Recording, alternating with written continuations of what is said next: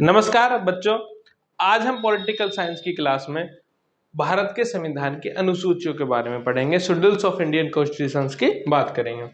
बच्चों, जो संविधान बना था तो मूल संविधान में 8 अनुसूचियां थी। अब बच्चों हो गई वो 12। इनका जिक्र हम थोड़ा सा कर लेते हैं और बहुत प्यारे तरीके से शॉर्ट फॉर्म में इन्हें याद कर लेते हैं। बच्चों, पहला जो अनुसूची है, जो पहली प्रथम अनुसूची है, उसमें भारत के राज्यों के बारे में, केंद्र शासित प्रदेशों के बारे में उल्लेख मिलता है, उनकी सीमा, उनकी बाउंड्रीज, उनके बारे में उल्लेख मिलता है पहले अनुसूची में। दूसरी अनुसूची में भारत के संविधान में जो उच्च पदाधिकारी हैं, जो हाई पोस्ट पे हैं, उनकी सैलरी, उनके भत्ते, उनके वेतन का जिक्र मिलता है। राष्ट्रपति जैसे राज्यों के राज्यपाल, लोकसभा के अध्यक्ष, उपाध्यक्ष, राज्यसभा के सभापति, उपसभापति महोदय, विधानसभा के अध्यक्ष, उपाध्यक्ष महोदय, विधान परिषद के सभापति, उपसभापति, उच्चतम तथा उच्च न्यायालयों के, हाईकोर्ट और सुप्रीम कोर्ट के न्यायाधीशों और भारत के कैग, नियंत्रक, महालेखा परीक्षक, कंट्रोलर ऑडिटर जनरल के संबंध में उनके वेतन क्या होंगे, सैलरीज क्या होंगी या उनके भत्ते क्या होंगे, उनके पेंशन, उन पर टैक्सेस क्या, उनकी सैलरी पे जो टैक्सेस का सिस्टम क्या है वो क्या होगा, सारे इनके जिक्र मिलता है। अब देखो, पहले में क्या होगी भाई, राज्यों का एक संघ। दूसरे में सैलरी की बात होगी। अब भारत में काम की बात बाद में होगी, यानी कि पहले शपथ। अब तीसरा नंबर क्या होगा, शपथ। पहले सैलरी मिली है, वैसे सैलरी पहले होनी चाहिए थी, मतलब बाद में होनी चाहिए थी, शपथ पहले। लेकिन भारत में ऐसे याद करना, आप याद करने की ट्रिक बता रहा हूं। पहले सैलरी है और बाद में क्या है, शपथ लेंगे, बाद में काम पर ये जाएंगे। यानी कहने का मतलब कौन किसको शपथ दिलवाता है। जैसे जितने भी उच्च पदाधिकारी हैं, उनके शपथ के बारे में बात की गई, उनकी प्रतिज्ञा, उनके प्रारूप के बारे में बात की गई है। जैसे राज्यपाल किसको शपथ दिलवाता है, मुख्यमंत्री को। बच्चों, राष्ट्रपति किसको शपथ दिलवाता है, प्रधानमंत्री को, कैग को। ठीक है, तो ऐसे ही मुख्य न्यायाधीश किसको शपथ दिलवाता है, राष्ट्रपति को। तो उनके शपथ और प्रतिज्ञा के प्रारूप के बारे में कंप्लीट डिटेल मिलती है तीसरी अनुसूची में। चौथी अनुसूची इंपॉर्टेंट है बच्चों। इसमें राज्यसभा, जो अपर हाउस है, जो उच्च सदन है, उसमें सीटों के आवंटन का जिक्र मिलता है। तो चौथी अनुसूची में राज्यसभा के सीटों का बंटवारा के बारे में मिलता है। राज्यसभा में उत्तर प्रदेश से लगभग सबसे ज्यादा सीट है, 80 सीट है। ये सॉरी, लोकसभा की 80 सीट है और राज्यसभा की 31 सीट है। तो लगभग राज्यसभा में टोटल सीट 245 है। लोकसभा की बच्चों 80 और राज्यसभा की कितनी उत्तर प्रदेश से, 31। सबसे ज्यादा जो सीटें हैं राज्यसभा में वो उत्तर प्रदेश से हैं। चौथी अनुसूची होगी। पांचवी अनुसूची का जिक्र कर लेते हैं। पांचवी अनुसूची में अनुसूचित क्षेत्र और जनजातीय क्षेत्र जितने भी हैं, अनुसूचित क्षेत्र और जनजातीय क्षेत्र के प्रशासन और उनके नियंत्रण के बारे में उल्लेख मिलता है। तो इंपॉर्टेंट है पांचवी भी। और छठी में स्पेशल करके बोल दिया गया, असम, मेघालय, त्रिपुरा और मिजोरम। बच्चों, जब ये राज्य जुड़े थे तभी इन्होंने संविधान में लिखवा लिया था। उनके प्रशासन के बारे में उपबंध है। ये जनजातीय क्षेत्र हैं, ये भी असम, मेघालय, त्रिपुरा और मिजोरम जब भारत में जुड़े थे तो इन्होंने स्पेशल चीजें अपने उसमें लिखवा ली थी संविधान में कि इनके जो जनजातीय क्षेत्र के प्रशासन के बारे में उपबंध क्या होंगे वो इन्होंने पहले ही लिखवा लिए थे। जो छठी अनुसूची ये है। सातवीं अनुसूची मोस्ट इंपोर्टेंट है। और सातवीं अनुसूची में आप जानोगे बच्चों, 3 सूची, यानी अनुसूचियां कितनी है इस समय 12। मूल संविधान में कितनी थी, 8, लेकिन सूचियां 3 है।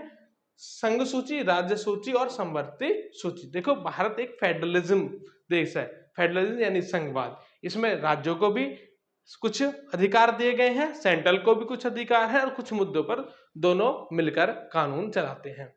भारत एक संघवाद है, फेडरल कंट्री है, तो उसका मतलब ये होता है राज्य को भी कुछ विषय दिए गए हैं, सेंटर को भी कुछ विषय दिए गए हैं। कुछ विषय ऐसे हैं जो दोनों की उससे सहमति से चलते हैं। तो जो सहमति से चलते हैं वो कंकरेंट लिस्ट में आते हैं, समवर्ती सूची के विषय हो जाते हैं। जो सूची राज्य के अंदर आती है वो राज्य सूची, जो विषय राज्य के अंदर आते हैं और जो सेंट्रल गवर्नमेंट खुद हैंडल करती है वो संघ सूची के अंतर्गत आते हैं। आठवीं अनुसूची में भाषाओं का जिक्र मिलता है। ये हम इनमें डिटेल में भी जानेंगे, अभी रिवीजन क्लास है तो इनका रिवीजन कर रहे हैं। आठवीं अनुसूची में हमारे यहाँ जब मूल संविधान बना था तब 14 भाषाओं को मान्यता दी गई थी। अब 22 भाषाएं हैं। आप कमेंट बॉक्स में नीचे बताना भारत की राष्ट्रीय भाषा कौन सी है, और ऐसा भी हो सकता है कि भारत की कोई भी राष्ट्रीय भाषा ना हो।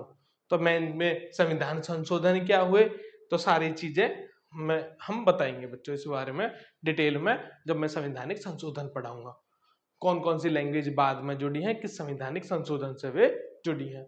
हिंदी हमारी राष्ट्रीय भाषा नहीं है, राजकीय भाषा है, ऑफिशियल लैंग्वेज है, कार्यकारिणी की भाषा है। तो राष्ट्रीय भाषा हिंदी को आप टिक मत कर देना कभी भी, कोई भी भारत में राष्ट्रीय भाषा नहीं है। आर्टिकल 343 से लेकर 351 तक हिंदी भाषा का जिक्र है, और हिंदी भाषा का उल्लेख आर्टिकल 343 में मिलता है। भारत की राजभाषा है हिंदी, राष्ट्रीय भाषा नहीं है। 9वीं अनुसूची जब मैं बताऊंगा, ये पहला संवैधानिक संशोधन हुआ था 1951 में, तो ये भूमि अधिग्रहण के बारे में है। तो भूमि अधिग्रहण कैसे करनी है, किस क्या नियम प्रणाली है उनके बारे में इसका सत्यापन के प्रावधान के जिक्र मिलता है। 10वीं अनुसूची बच्चों, ये 52वां संविधान संशोधन हुआ। डिटेल में तो मैं जब पढ़ाऊंगा संवैधानिक संशोधन तभी बताऊंगा। इसमें दल बदल यानी कि कौन कैसे उसकी सदस्यता भी रद्द कर दी जाएगी। बार बार दल बदलता है, बार बार पार्टीज बदलता है, पैसों के लिए ये चीजें बदलती थी, लोग बदलते थे अपनी पार्टी, तो उनकी सदस्यता रद्द भी की जा सकती है, तो यदि वो दल बदल के कानून के अंतर्गत आ जाता है।